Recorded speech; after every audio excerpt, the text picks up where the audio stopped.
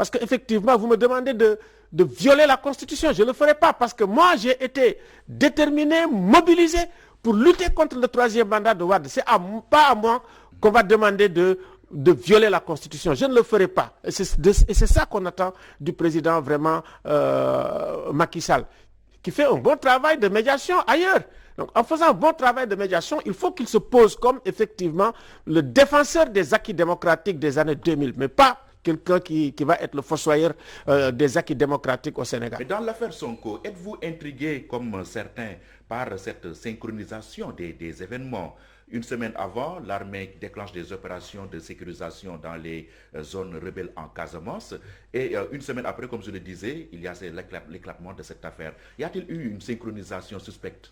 Écoutez, moi je ne dis pas synchronisation, mais quand on regarde la séquence, si vous voulez, historique, on a eu l'affaire Boubacar qui a fait beaucoup de bruit.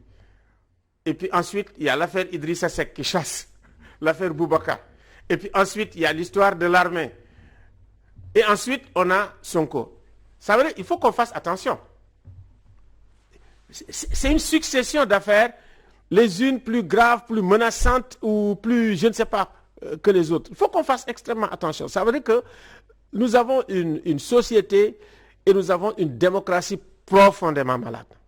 Ça, oui, quand on regarde ce qu'on est en train de regarder, ça veut dire que nous avons d'abord, si on ne fait pas attention, un effondrement du droit et un effondrement de la justice. Le droit, c'est pour borner les dérives. C'est le droit qui a borné les dérives de Trump. Ce sont les institutions démocratiques qui ont borné également les dérives de Trump et qui a sauvé la démocratie américaine. Et aussi, il y avait le courage. Le courage est une vertu démocratique. C'est qu'il faut demander effectivement du courage à des gens qui ont contribué à la construction de la démocratie dans ce pays et des libertés fondamentales. Moi, je veux parler du président Niasse. Il faut reprendre le discours du président Niasse. Il faut reprendre sa mobilisation quand on était au M23. Et la plupart des gens du Parti socialiste qui ont permis la deuxième alternance, on était avec eux. C'est important. La fameuse pierre de Moustapha Niasse. La pierre de Moustapha Niasse, les Serigne Mbaye Thiam, nous étions tous à la radio contre le troisième mandat. Donc, ils ne peuvent pas aujourd'hui se taire et ne rien dire au moment où nous avons de véritables menaces par rapport au troisième mandat. Ces gens, ils ont la responsabilité aujourd'hui, historique. Ils disent qu'ils restent loyaux au chef. Ce n'est pas une question d'être loyal au Sénégal. Il faut être loyal au Sénégal, loyal à sa constitution, loyal aussi à ses institutions. Et c'est ça qui peut nous sauver. On était courageux. Il faut le faire. Il faut revenir effectivement à la vertu du courage, à la vertu du djom, pour faire que le Sénégal effectivement ne sombre pas, que sa démocratie ne sombre pas. C'est extrêmement important. Donc, il y aura un avant et un après affaire Sonko. Certainement. Oui. Certainement. Si c'est bien géré. Comme avant. Écoutez, la plupart des affaires qu'on a eues, les gens se disent, écoutez, ça va se passer. Non. Sonko, c'est sérieux. Il y a des aspects politiques. Parce que aussi les enjeux politiques de la liquidation de Sonko sont énormes. Et c'est des dégâts énormes pour la démocratie sénégalaise. Qu'on le veuille ou non, c'est clair. Quelle que soit l'issue, c'est très clair. Mais aussi, attention, géopolitique. Ce qui s'est passé en Casamance, vous avez bien fait de le dire. La Casamance, c'est géopolitique. C'est la géopolitique de la sous-région. Il faut toujours faire attention avec la Casamance. La question de la Casamance, il y avait une implication de beaucoup d'États de la sous-région à l'époque. Oui, c'est vrai, les États de la sous-région. J'en sais quelque chose. Il y a eu des États qui ont financé, il y a des États qui ont entraîné et qui ont offert également de la logistique effectivement au MFDC. Je le sais pour avoir travaillé sur cette question pendant très longtemps. Donc, il faut qu'on fasse attention. La guerre en Casamance, c'est le problème. La solution, c'est la paix. Il faut sortir de cette guerre le plus rapidement possible. Et nous pouvons le faire parce que la guerre, elle est morte en Casamance. Maintenant, s'il y a des résidus, comme on dit, ça veut dire les délinquants. Mais si les gens s'entendent, s'il y a la paix, mais le MFDC et l'État du Sénégal vont aller quand même nettoyer les délinquants qui ne font pas partie des choses, les truqueurs de Yamba et tout. Il y a une économie de la guerre qui se développe partout dans le monde, c'est comme ça. Maintenant, il faut qu'on fasse la paix. Et moi, j'étais très étonné, quelque temps Avant, on avait le MFDC qui exigeait des négociations de paix et nous avons une réponse avec les bombardements.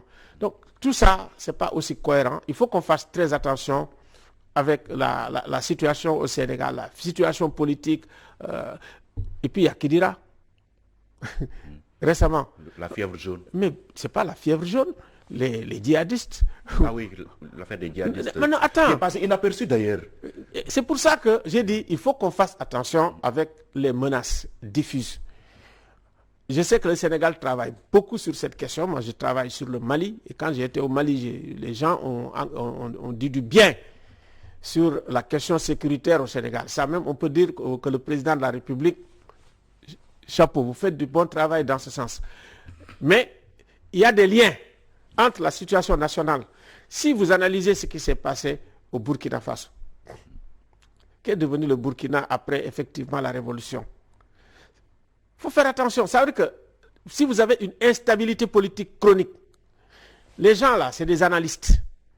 Ils savent que vous êtes faible. Ils savent que vous êtes vulnérable. Ils savent que vous êtes divisé. À partir de ce moment-là, ils se frottent les mains et ils arrivent. Oui.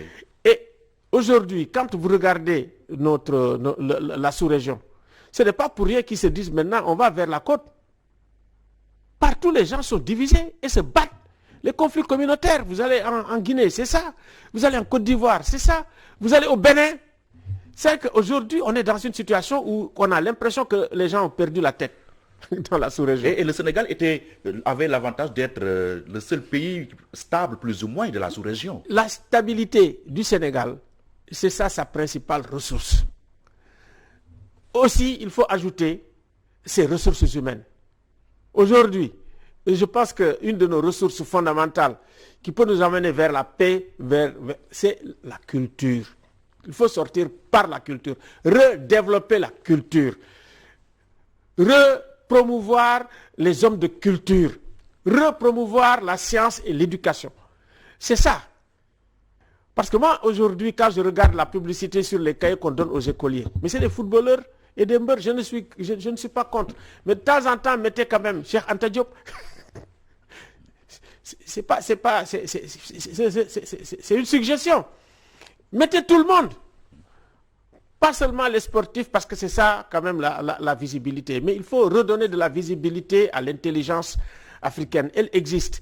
C'est nous qui, effectivement, prenons pas beaucoup de temps à promouvoir l'intelligence, mais les autres, ils en profitent, ils les repèrent, ils les prennent. Ils sont en France, ils sont aux États-Unis, ils sont au Canada, ils sont ailleurs.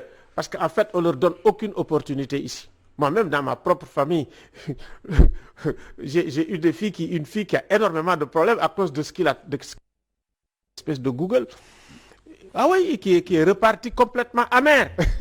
C'est incroyable. Donc, il faut que les personnes ressources qui arrivent pour venir travailler au Sénégal, que les gens leur donnent l'opportunité de travail, leur ouvrent les portes. Mais la plupart des gens, j'en ai connu, qui quittent la France, qui veulent venir pour travailler ici, qui quittent les États-Unis, on leur ferme la porte parce que nous avons une administration, il faut bien le dire, une administration où la corruption existe réellement. Si vous allez dans l'administration, ça existe réellement. Alors, l'Assemblée nationale a déclenché la machine. Elle se réunira de nouveau demain lundi avec pour la mise en place d'une commission ad hoc qui va après convoquer une plénière. Finalement, est-ce qu'on n'a pas atteint le point de non-retour dans l'affaire Sonko? C'est-à-dire, si vous avez une Assemblée nationale ou s'il y a une affaire, vous dites, vous savez déjà ce qui se passe, ça veut dire que c'est un non-événement. C'est-à-dire que le véritable débat, quand il s'agit d'une question comme ça, mais il faut un débat. Mais tout de suite, écoutez, notre intérêt, c'est de le liquider, on le liquide. Point. Alors, à quoi sert l'Assemblée nationale? Moi, c'est la question que je pose. Dans un contexte où on a voté, il y a cela environ un an, la criminalisation du viol. Non, le viol est un crime abominable.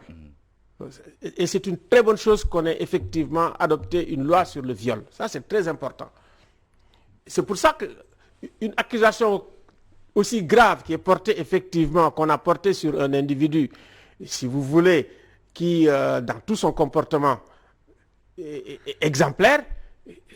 Et ce n'est pas n'importe qui non plus. C'est pour ça que c'est ça la gravité. C'est-à-dire qu'on ne peut pas régler la question de la succession démocratique par des voies ou des armes vraiment qui volent en dessous de la ceinture. Des armes non conventionnelles. Non conventionnelles qui volent en dessous de la ceinture. C'est que vous le réglez comme ça, mais vous allez créer quelque chose de terrible.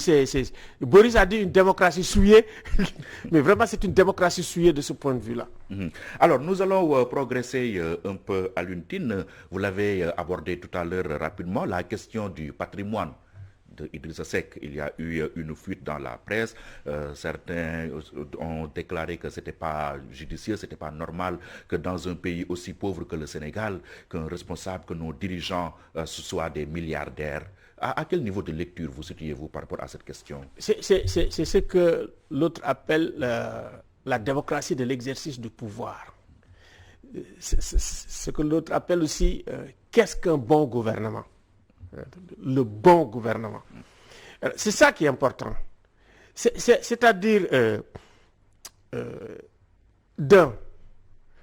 quand vous exercez des responsabilités politiques et d'État à ce niveau, il est évident que vous ne devez pas. C'est-à-dire que votre patrimoine ne doit pas être un secret. Ça doit être sur Internet, que tout le monde puisse le voir. C'est-à-dire que vous avez une responsabilité énorme par rapport à ça. Mais aujourd'hui, on doit se poser des questions. Si c'est parce que par la politique qu'on devient milliardaire, vous n'avez pas d'entreprise, vous ne créez pas de ressources, vous ne créez rien. Et tout simplement par les vertus de la politique, vous devenez milliardaire, des fois même par de plusieurs milliards. Multimilliardaire. Multimilliardaire. Donc ça pose des problèmes de notre gouvernance. C'est que ça, c'est les problèmes les plus sérieux. Nous, on va aller voir effectivement ce qui se passe dans le salon de massage, alors que les problèmes qui sont sérieux, sur lesquels effectivement on devrait agir pour nous développer, et on n'agit pas là-dessus. Oui, on a même l'impression que cette affaire de salon de massage est devenue un contre-feu, parce qu'elle intervenait au moment où il était question du patrimoine de Idrissa Seck. Mais bien sûr, c'est intervenu c'est un contre-feu, parce que les gens ne veulent pas parler du patrimoine. Nous sommes des pays vraiment riches. Contrairement à ce que les gens disent, nous sommes des pays riches, surtout mais nous sommes appauvris. On est un pays où on a une classe politique riche, qu'il soit de l'opposition ou du pouvoir. De l'opposition, il n'est pas riche. Au pouvoir, les gens sont riches. Les néo-opposants, ceux qui viennent de quitter le pouvoir. Et ce n'est pas tout le monde au pouvoir. Ce n'est pas tout le monde aussi. Hein. Il y a certains qui se sont énormément enrichis. Et ça pose des questions sur la question de la gouvernance. Ça pose des questions parce que nous avons des mécanismes aujourd'hui qui n'arrivent pas, si vous voulez, à poursuivre ce qu'on appelle les délinquants à col blanc, les délinquants qui sont proches du régime, proches du gouvernement. Et la justice est complètement neutralisée, complètement paralysée. Rien. La dame de l'OFNAC dit, mais écoutez, vous avez 20 dossiers, je vous ai donné des dossiers, et ça ne bouge pas. Alors, le procureur va faire des enquêtes sur, quand il s'agit de Khalifa, quand il s'agit de Karim, mais quand il s'agit des autres, rien. C'est cette image de la justice qu'il faut changer. C'est-à-dire que la justice a deux vitesses, elle est là, on la constate tous les jours que Dieu fait. Il nous faut un parquet financier, un parquet qui ait des rapports, qui ait un véritable pouvoir juridique, qui ait des ressources pour le faire, et qui a une légalité qui fasse que personne ne peut échapper effectivement à ces enquêtes. C'est comme ça. Et quand il y a des soupçons, effectivement, de prise illégale, comme on dit, d'intérêt, que effectivement le parquet aille dire, mais écoutez, où vous avez eu cet argent-là? Mais ça va être dissuasif. Ça va être dissuasif. Et ça nous permettrait peut-être aussi de lutter contre les inégalités sociales. Faire de la politique ne signifie pas non plus avoir fait vœu de pauvreté. Non. Non, il faut bien payer les gens. Moi, je pense que la Banque mondiale a développé la corruption en Afrique en disant il faut diminuer les salaires. C'est une erreur monumentale. Il faut payer bien les gens, il faut motiver bien les gens. et effectivement être assez sévère sur effectivement les résultats quand on n'a pas de résultats. Être sévère quand les gens font, comment dirais-je, dans la corruption. Ça, c'est extrêmement important. Mais maintenant, vous payez mal les gens, vous payez un magistrat qui n'arrive pas à payer la scolarité ou qui n'arrive pas. Vous le mettez quand même dans la gêne. Si vous avez également les enseignants qui ne sont pas bien, il faut bien les payer pour qu'ils n'aillent pas faire des cours ailleurs. Et c'est possible de le faire. On a l'argent pour ça. Mais c'est la gouvernance, un bon gouvernement, c'est important. Ce qu'on appelle aussi une bonne représentation. Parce que nous avons d'abord, le problème de la malgouvernance, le problème de la mal-représentation. Alors, il nous faut guérir de cela. Et le fait effectivement que les gens s'enrichissent, ça veut dire qu'ils s'accrochent au pouvoir. Ils s'accrochent aux privilèges, ils ne veulent jamais quitter.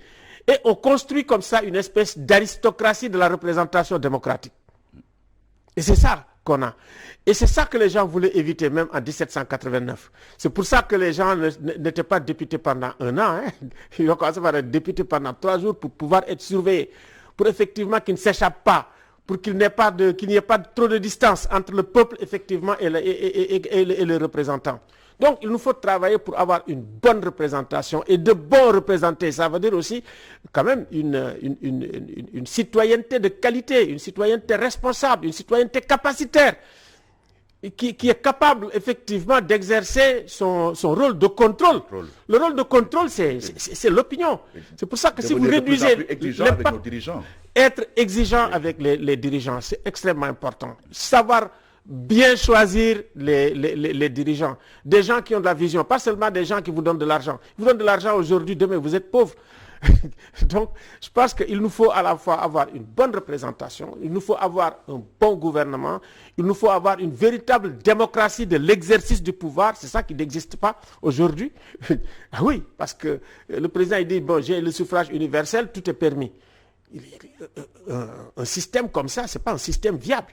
Et on le voit un peu partout. On a l'impression qu'au Sénégal, on n'a qu'une démocratie électorale. Exactement, tu as trouvé l'expression. C'est une démocratie électorale.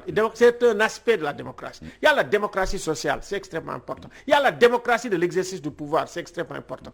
C'est l'ensemble de ces aspects sur lesquels, effectivement, il faut travailler pour sortir l'Afrique, effectivement, de la situation actuelle où vraiment vous avez une infime minorité. Vous vous rendez compte? L'Afrique de l'Ouest est vraiment un des endroits de la Terre où les inégalités sont les plus criantes. Ça n'a pas de sens. Donc, la question des inégalités sociales, c'est une véritable question nationale, une question africaine qu'il faut aborder également en face. Parce que si vous ne le réglez pas, vous avez également une des causes profondes de ce qu'on est en train de voir, de la plupart des conflits qu'on est en train de voir. Donc, il nous faut aborder ces questions qui sont des questions extrêmement sérieuses, comme les questions écologiques. Quand vous regardez aujourd'hui, rien que le problème, je veux dire, foncier au Sénégal et la crise du foncier, ça vous montre effectivement l'état de notre gouvernance. Quand vous regardez le littoral, qui appartient à tout le monde, comment effectivement ça a été pris, ça vous montre aussi les questions de gouvernance. Donc, ce qu'on appelle la démocratie de l'exercice du pouvoir, c'est une démocratie sur laquelle nous devons travailler. La mal-représentation, c'est une question sur laquelle nous devons travailler. Les mal représentés, c'est les questions sur lesquelles nous devons travailler ensemble. Alors, abordons à présent la question du Covid et de sa gestion et de la perspective même du vaccin au Sénégal. Alors, ça fera bientôt 1 an que le Covid est dans nos murs. Il y a eu toutes les péripéties que vous avez notées durant cette année. Aujourd'hui, il est question de l'arrivée prochaine, dans un futur très proche, d'un vaccin contre le Covid. Mais il y a eu des résistances également qui se forment de l'autre côté. Comment vous appréciez cette problématique-là? La Covid, c'est la chose la plus difficile à aborder dans le monde. La Covid crée polémique partout. Par exemple, le protocole sanitaire pour la polémique, ça ne fait pas l'unanimité. Les médicaments qui soignent la Covid, ça ne fait pas l'unanimité. Les vaccins, ça ne fait pas l'unanimité non plus. Donc, on a affaire à quelque chose que nous ne connaissons pas très bien. Maintenant, cela dit, les vaccins, il me semble que c'est, de mon point de vue personnel, c'est un des moyens de freiner la pandémie. Et il me semble effectivement que, d'ailleurs, ce qu'on a fait dans le monde, c'est que les pays développés se sont accaparés des vaccins et ont carrément négligé les pays sous-développés. Nous avons signé une tribune pour ça, pour dire effectivement, il faut soutenir l'Afrique pour que l'Afrique ait des vaccins et que, effectivement, que les Africains aussi aient accès aux vaccins. Mais il faut que les Africains investissent également. Ce que nous disons, on ne peut pas obliger les gens à se vacciner par force. Ceux qui veulent se vacciner, qu'ils se vaccinent. Mais il ne faut pas quand même dire à ceux qui ne veulent pas se vacciner, on va vous vacciner par force. Non. Donc il faut respecter leur liberté. Ça, c'est de mon point de vue. Mon point de vue, c'est ça. Et je pense que de ce point de vue, il y a des efforts qui sont faits par l'État. Il faut les saluer. Tout est fait, effectivement, pour qu'on puisse avoir les vaccins au mois de mars. C'est une très bonne chose. Maintenant, vous allez vous vacciner, vous? Mais bien sûr, moi je me suis dit, Macky se vaccine, et puis ensuite il va donner à Diouf Sarr, et puis je suis le troisième. La pédagogie, par exemple. Oui, il se vaccine, Diouf Sarr se vaccine, moi je viens me faire vacciner, il n'y a pas de problème. Donc c'est la condition que vous posez? C'est pas une condition même, moi, même sans cela, j'allais me faire vacciner, parce que nous, on fait partie quand même des segments les plus vulnérables, hein. Quand vous avez déjà plus de 70 ans, vous avez besoin quand même de prendre des précautions pour votre santé. Et l'efficacité du couvre-feu dans Dakar et Thiès, vous pensez qu'il est efficace ce couvre-feu-là, avec cette montée en flèche des cas de jour en jour? Nous sommes des organisations de droits de l'homme et nous sommes toujours vraiment contre et nous sommes toujours réservés avec les législations d'exception. Voilà. Et par rapport à ça, il y avait des recommandations très fortes qui avaient été données. Moi, je pense que distribuer suffisamment de masques, beaucoup de masques, sensibiliser tous les segments effectivement où les gens se rencontrent, les garages, les transports en commun, un peu partout. Je pense que c'est une très bonne chose. Et puis utiliser des gens qui sensibilisent. Je pense que si on le fait, peut-être on peut éviter le couvre-feu. Mais je ne vais pas jeter aussi la pierre effectivement à l'État qui dit, écoutez, le couvre-feu aussi, je ne leur jette pas la pierre parce que nous sommes dans une situation extrêmement complexe. Maintenant, il ne faut pas que les spécialistes de la pandémie, de la lutte contre la pandémie, que ce soit seulement les médecins, les soignants. Il me semble qu'il y a des domaines comme les domaines de la communication, il faut que d'autres interviennent. Les spécialistes en communication, des sociologues, des économistes. C'est sur la base vraiment d'une concertation large des différents segments. Et puis aussi des gens qui sont quand même victimes, qui sont impactés par les mesures que nous prenons. Donc un dialogue très large qui permet vraiment d'avoir un consensus sur les mesures que nous allons prendre ensemble pour protéger la santé, protéger la vie. Oui, protéger la vie, protéger la santé. Malgré tous les dégâts que fait le Covid, ou la Covid, bon, voilà, finalement on s'y perd. Mais malgré tous ces dégâts-là, il y a des Sénégalais qui restent encore dans le déni. C'est quoi? Y a-t-il eu des problèmes de communication qui ont été développés au fur et à mesure, ou vous pensez que oui, c'est le Sénégalais qui est comme ça? C'est pas le Sénégalais. Vous savez, nous sommes traversés par des systèmes de représentation qui sont totalement divers. Il y a des gens qui aujourd'hui vous disent que la terre est plate. Aujourd'hui, vous ne pouvez rien. Donc, ces réalités que les gens, si vous voulez, que leur imaginaire donne, mais nous n'avons pas accès à ça. Ce qu'on peut faire, c'est qu'il faut toujours, comme on dit, sensibiliser, il faut toujours informer, il faut toujours expliquer, le faire avec patience, le faire avec beaucoup de tolérance, et puis effectivement montrer aux gens, comme on dit, par les faits, que vraiment ne pas croire au Covid, c'est pratiquement se suicider. C'est très important que les gens croient que la Covid existe. Moi, j'ai vu des trucs où les gens disent que ça n'existe pas dans les réseaux sociaux, où ils n'ont pas mis les trucs et tout. Mais bon, il y a certains Sénégalais qui aiment s'amuser, jouer avec le feu, prendre des risques. Ce n'est pas seulement les Sénégalais. Hein. Aux Pays-Bas, les gens sont sortis pour dire il y en a marre, ils ont brûlé, ils ont truc contre les mesures barrières. Ça veut dire que nous sommes en face d'un phénomène qui est extrêmement difficile et qui pèse énormément sur l'économie, qui pèse également énormément aussi sur, comment dirais-je, le mental le mental des gens. Donc, on peut considérer même quelque chose de normal que les gens se révoltent de temps en temps. Donc, ça appelle vraiment beaucoup de tolérance de la part de l'État et de notre part aussi. Voilà, merci beaucoup. C'est moi-même. Merci Alioune Tine, fondateur d'Afrikajom Center, et comme j'aime à le rappeler très souvent, un militant infatigable des droits de l'homme. Merci infiniment. Merci. Bien. Mesdames et messieurs, ainsi prend fin ce numéro de votre émission Opinion. Merci de l'avoir suivi. Rendez-vous dimanche prochain. Au revoir.